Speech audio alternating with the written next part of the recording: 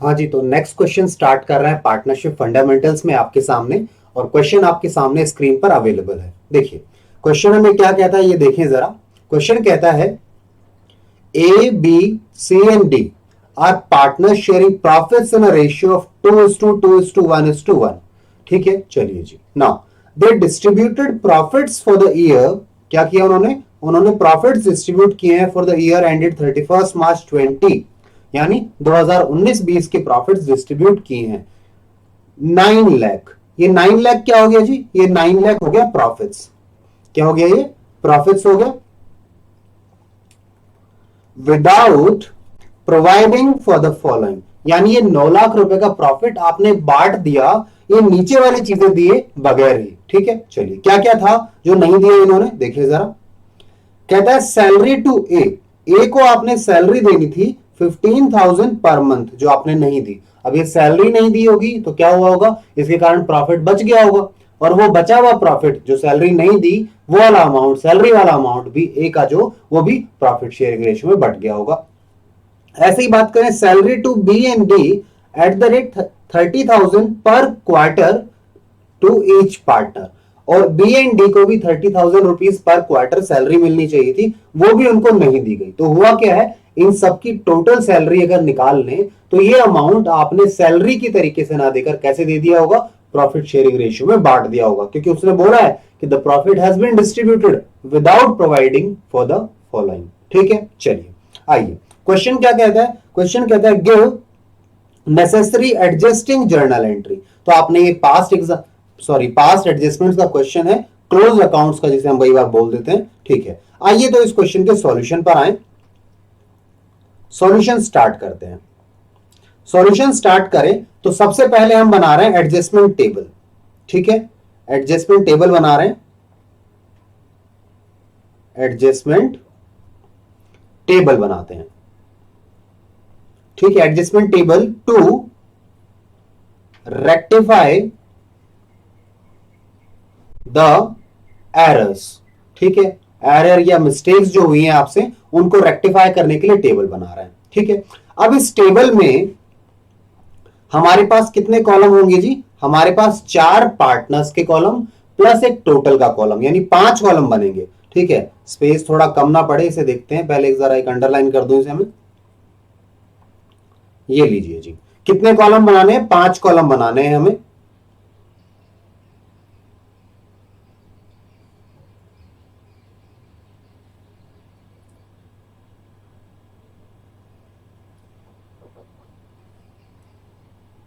पांच कॉलम बना लेते हैं।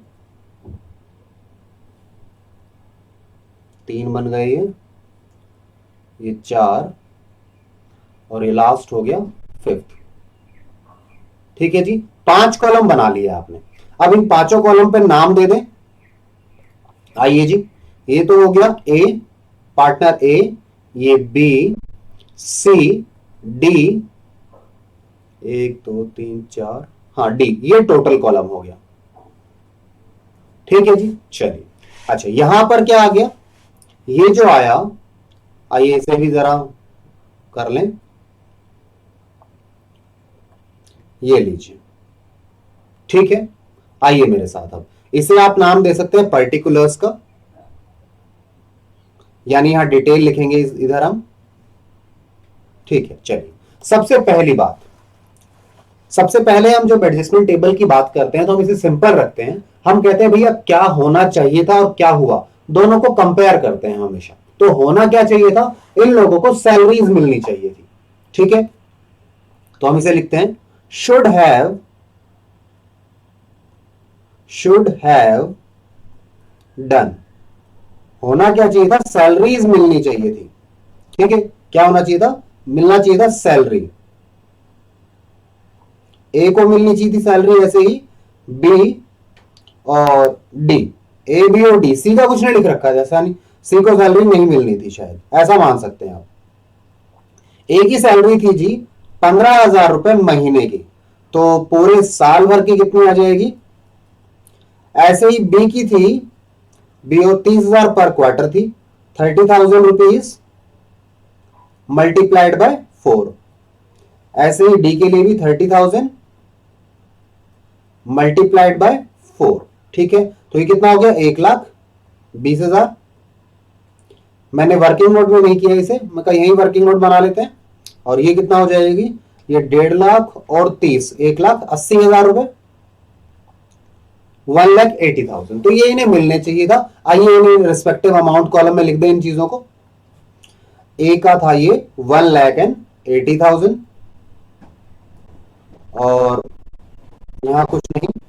इसके बाद बात करें, बी को मिलना चाहिए था 1,20,000 और सी का कुछ नहीं था। डी को मिलना चाहिए था अगेन 1,20,000, ठीक है। ये आप सबको एक अमाउंट कॉलम में भी रख सकते थे, सॉरी एक लाइन में रख सकते थे सैलरी लिखकर कि ए को 80,000, 1,80,000, बी को 1,20,000 और डी को 1,20,000, ठीक है। चलिए अब इन्हें क्या कर लेते हैं, इन्हें टोटल करते हैं। टोटल कीजिए,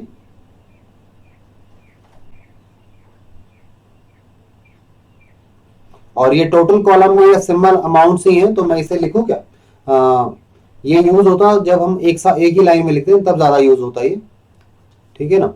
1,80,000, 1,20,000 और 1,20,000, और यहां भी अगर टोटल कॉलम बना लें तो वही आएगा। चलिए जी, तो 1,80,000 आ गया ए का टोटल, बी का टोटल 1,20,000, सी का कुछ नहीं है जी, सी का डी का आ गया 1,80,000। इन सबका टोटल करो तो ये बन जाएगा हमारे पास, ये 2 लाख 3 4 4,40,000 आएगा मेरे हिसाब से। कितना, 4,20,000 बता रहे हैं, सॉरी। अच्छा एक का यहां जोड़ गया ना, हाँ ठीक है, 4,20,000 रुपए, 4,20,000 रुपीज आ गया, ठीक है। तो ये तो होना चाहिए था। अब हुआ क्या जी, आपने ऐसा तो किया नहीं, ऐसा ना किया करके आपने क्या किया, आपने इस अमाउंट को, ये चलो मैं डिस्कशन बाद में करता हूं, पहले जरा ये टेबल कंप्लीट कर लें।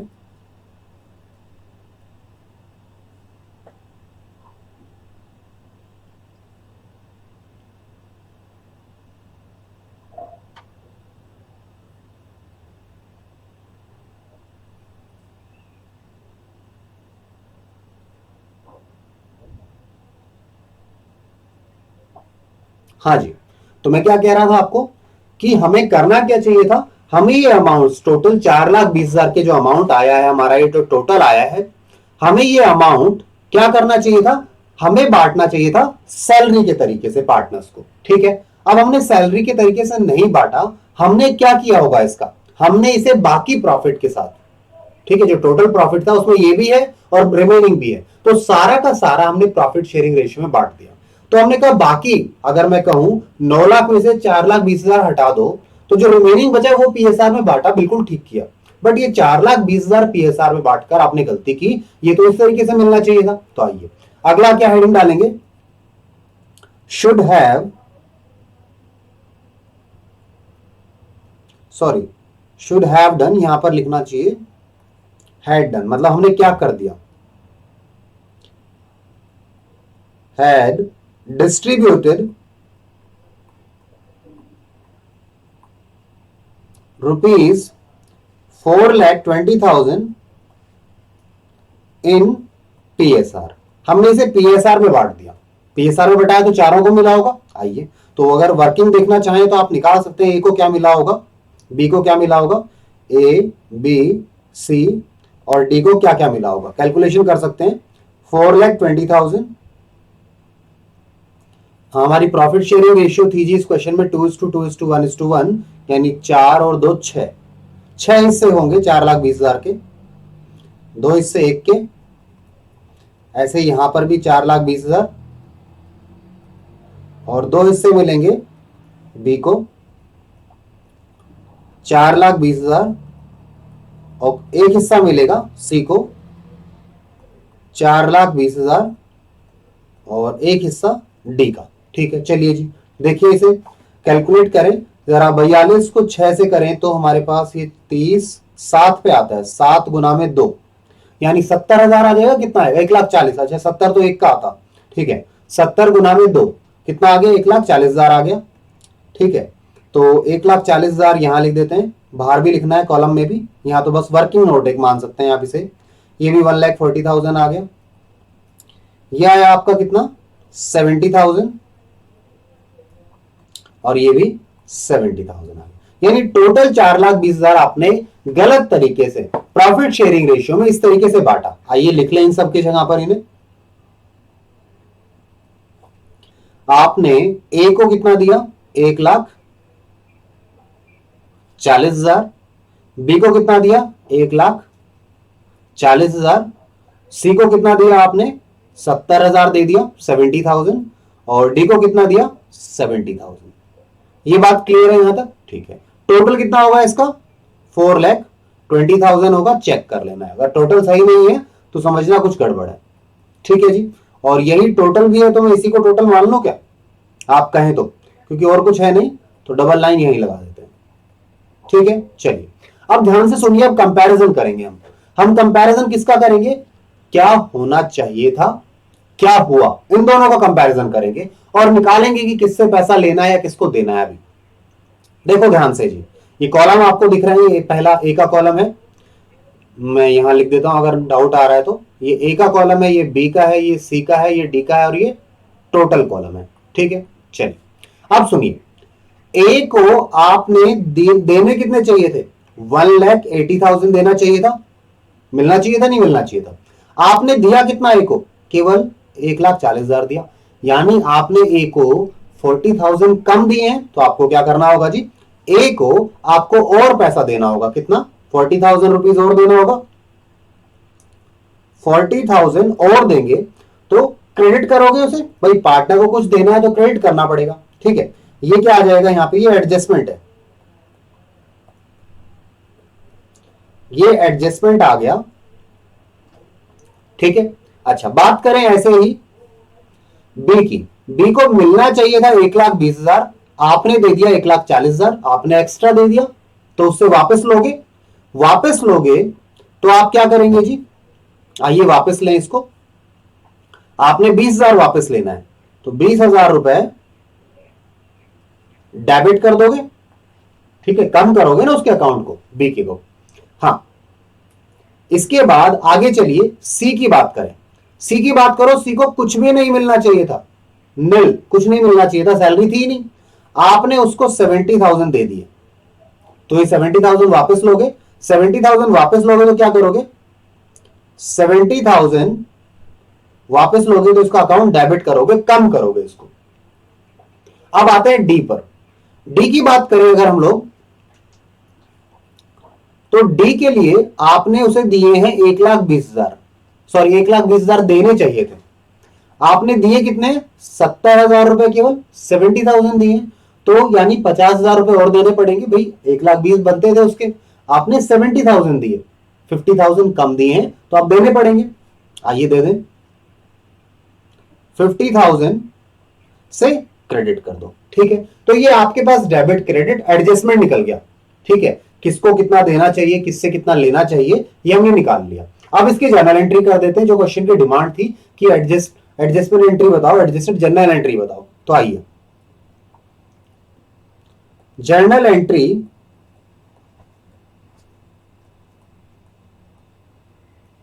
फॉर एडजस्टमेंट, एडजस्टमेंट के लिए जर्नल एंट्री करें, क्या होगी एडजस्टमेंट एंट्री, ध्यान से यहां देख लीजिएगा और नाम मेरे ख्याल से आपको याद ही होंगे, नहीं हो तो मैं यहां लिख देता हूं, ये ए है, ये बी है, ये सी है और ये डी है। ठीक है आइए ए का अकाउंट क्रेडिट करना है और डी का अकाउंट क्रेडिट करना है, बी और सी का डेबिट करना है। तो पहले डेबिट वालों को लिख दें 20, अच्छा कहीं हिंट तो है नहीं, कैपिटल फ्लिक्स से फ्लक्चुएटिंग है तो क्या मानेंगे फ्लक्चुएटिंग मानेंगे। 20 कैपिटल अकाउंट डेबिट, बी का कर लिया हमने, अमाउंट लिखते हैं अभी, सी का भी डेबिट करना है, सी इज कैपिटल अकाउंट